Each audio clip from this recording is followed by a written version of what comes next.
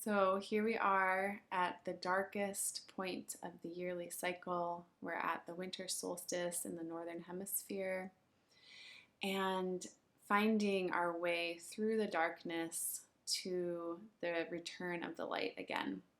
So today I'm going to talk about sinking into this time of year, really utilizing the medicine, the gifts of this time of year, how to celebrate and honor this time of year with ritual and plant medicine.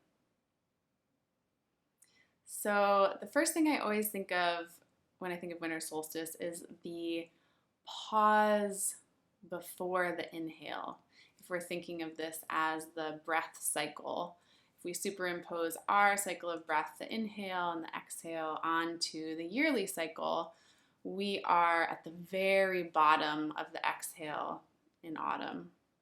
And then there's a slight pause before the inhale initiates back.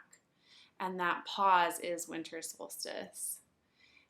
Solstice literally means sun stand still. So there's a momentary pause to revel in, to expand, and to work with here. So considering this, stillness is really important. Stillness and rest. Finding stillness in small ways throughout your days surrounding the winter solstice is really, really important. Our culture often moves really quickly at this time of year with the holiday season approaching, and we're in the middle of it. And there's like a lot of stress, a lot of holiday parties, and there's a longer list of to-dos often than other times of year, which is completely counter to the energies right now. So really cultivating stillness and rest is of utmost importance. So finding stillness in your days, whether that's in the middle of your day, finding the pausing at the end of your exhale before you inhale, finding the pause in your inhale before you exhale, just finding spaciousness in little ways. Reveling in waiting in a line at the post office, say, or reveling in stopping at a stoplight, or reveling in the space between calls or, between clients you're working with. So really expanding this time. It seems as though at this time of year there is a way that time stretches out, and we can help that process along. We can really linger in the spaciousness, in the moments between things. So really focusing on that, focusing on, and of course creating meditative moments, sitting by your altar, creating more time for inner peace and stillness and quietude to contemplate and reflect and just be. So that's the first thing I consider at winter solstice. The second is the darkness. And we went into this a little bit on Samhain, but winter solstice is the darkest time of year. And so it's a time when we can really sink in to the bottom of that dark depth. And you can honor this darkness by, not turning on your electric lights for a day on solstice, or, lingering in the dark when you're meditating and not even lighting candles. Just allowing your eyes a break from electric light, maybe, turning off all technology, only using candlelight if you don't want to be in complete darkness all evening. But giving our eyes a rest. We take in so much information all day and all year, and we can allow our senses to rest a little bit more at this time. So, spend some time in the complete darkness if that feels good for you, in meditation and stillness, but also just allowing your senses to rest. Take everything down a notch. Listen to softer music. softer lighting, candlelight, and just, keeping things a little bit less aggressive to your senses. So we can really just be with more of that dark, still, quiet place. And another key thing around this time that I've been thinking about a lot lately is the way that in the summer we are very external and we share our energy with our communities, we share it with others, we're often engaging outdoors. And this time of year is the opposite, where we're really sharing our warmth with ourselves. We are lighting our own inner fire. We're building our internal warmth and not necessarily expressing that fire outwards as much. So finding ways to really cultivate your own creative fire in whatever way that means to you, whether that's, instead of turning on Netflix for the evening, maybe asking yourself, your creative self, what might be fun to do as a creative project, like bringing your paints out, bringing your drawing materials or your art supplies or vision boarding. There's a lot of creative juice that can happen at this time if we allow ourselves to tune inward to that inner fire and stoke those flames. Also creative movement, gentle movement, any creative endeavor, cooking your favorite meal, the list can go on forever. So really thinking about that, like how can you cultivate your own creativity, your own inner flame, your own warmth at this time of year? So tending to that inner fire that's only for yourself. So creating for the sole purpose of creating and listening to your heart's desire, and not at all for the outcome or how it might appear to somebody else on the outside or for an end product. And the last thing I want to talk about as a theme is the idea of completions. So, similar to that end of the exhale I talked about in the beginning, we are completing a cycle. So that it's the end of the year. It's the end of the solar year at solstice, and the new cycle is initiated the following day when the light begins to return. The days grow longer again. So we're at the very end. We're at the completion. So taking time to really reflect about what has come to pass in this past year. Really thinking about all that's been completed, first of all, but also all that never fully made it to fruition, dreams that were abandoned or lost, loved ones who've passed, hard times, joyous times, anything and everything you can throw in this cauldron of contemplation and reflection. And considering that this is the end of what has come to pass this year. It may have been way more than you thought could have ever happened in a year. It may be way less and you're mourning that, but allowing this moment of pause to reflect, to integrate, which is often the part of the cycle, the creative cycle, that we skip over in our culture. We're just on to the next, ready to start something new without really integrating. And integration is where the true wisdom comes from. If we don't allow our experiences to settle into ourselves and to really become us and integrate into us, then we lose all of that wisdom from that experience. So giving yourself some good time to reflect, and not just, like the typical New Year's resolutions, but like way prior to that. We aren't even there yet. We're at the death of the year, the endings, the completions, and the pause for integration. Okay, so there are some rituals and themes for you to explore. And I'm going to talk about a couple of plant medicines that are very supportive during this time of year. First, in general, the evergreens, the conifers, these are historically and traditionally brought into our homes, the solstice tree, the Christmas tree, the boughs, to decorate our home, to remind us that life is everlasting. They give us a hope that life will continue even in this darkest time. So they are a symbol of the continuation of life.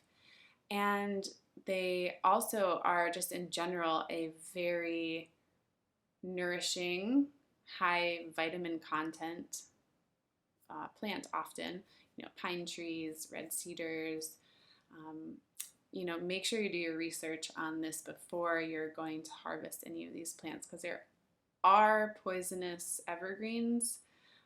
Most of them are totally fine and medicinal, but especially like the yew tree I can name. So just do your research. If it's one that you know and love, go ahead and harvest, and always with permission, of course.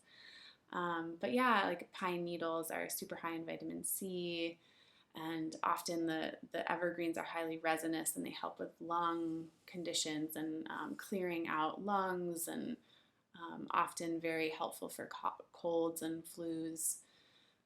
So yeah, just being with the evergreens, being with the spirit of life that you can bring into your home at this time of year, whether that's through medicine or the symbols of the boughs or the tree. So two specific evergreens I do want to talk about are juniper and red cedar. Juniper in Oregon grows on the eastern side of the Cascades and in more of the dry, high desert areas. And this tree, to me, represents the beacon of light and hope within us that knows that life will continue. I see juniper often, and juniper comes in and holds space often as this energy of holding a lantern down the path, down this dark path, but holding it nonetheless down the way, so we know that we can trust that we can walk towards that light. Or, candles in a sea of darkness. I often feel that image with juniper. The lights on the Christmas tree, that's kind of the energy of juniper. And it's a beacon of light and hope, and also reminds us of the perseverance of the human spirit. The trees are often very gnarled and twisted, and oftentimes you'll see trunks that are mostly dead, but there's this tiny branch that's just like continuing on, and representing that perseverance of hope, of the light, that we all kind of need in deep inside at this time of year when things are cold and dark. So that's juniper. And my favorite way of working with juniper is burning the leaf, the branches. It's the most amazing smell. It's wonderful smoke medicine, just to use around your body or your home to clear and to bring that energy in. And the second evergreen I want to share is red cedar, and this is in the Pacific Northwest.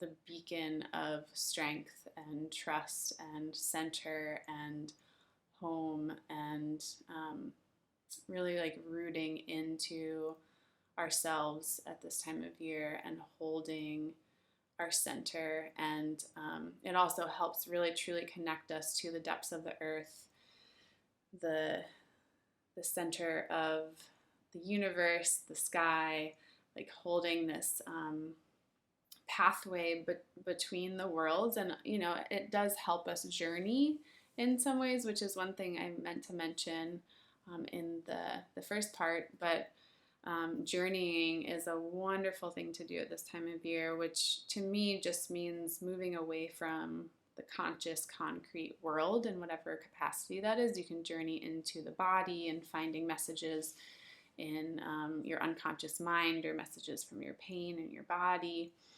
You can journey into the other world where there's guides and spirits, and the energetic spiritual world that's holding up this material world. This time of year is wonderful for journey work. And red cedar is not a quintessential journeying plant. There are others like angelica, elder, and others, but it is one that keeps us really rooted in our bodies, into the element of the earth and our centers, and finding a sense of stillness amidst kind of a chaotic anxiety. It's good for anxiety, to help bring us back into our bodies. And one last plant I want to share with you today is Cottonwood, or poplar, balsam poplar. We use the buds, the cottonwood buds, for medicine, and they smell incredible. Like, I think probably my favorite smell on the planet. And they're very resinous. They are very sticky and golden. Bees use them to help make their propolis, to help patch their hives, to ward off protectors and bacteria. And cottonwood, to me, is like helping you trust when you can't trust. It's this blind trust. It's like helping you anchor into some sense of grounding when it doesn't feel like there's anything to anchor into. And giving this sense of nourishment, groundedness, trust, peace, hope, and in the midst of chaos, but also holding, similar to Juniper but different quality, a light, like a divine light, connecting you to all of universal wisdom, and it helps regenerate. It's a physically, it helps the cells regenerate. It's a great wound healing plant, and but also just like helps our soul regenerate a little bit. So it's really great for winter solstice time, at the very end of the year, when things it's like we made it through this challenging year, and we're pausing and we're putting this cottonwood balm on our cells to just help us heal and rejuvenate and prepare for the new life that will come again. And so you can work with any of these trees as tincture. You can again use Juniper and red cedar as smoke medicine, burning and clearing the space. And cottonwood you can use as tincture, or make an oil. You can make an oil with any of these also, but putting any of these on your body. I have some of the tincture. You can also buy it in plenty of places online, or find these trees near you. Or if you don't have any of these trees near you, finding any sort of evergreen tree and just being with the spirit of the evergreens this winter solstice. So thank you for being here. If you appreciated this video and want to be updated when I release more, please hit the subscribe button, hit the like button. I'd love to hear from you what your favorite winter solstice time rituals or plant medicines are. You can put your comments in the comment section below, and I will see you next time.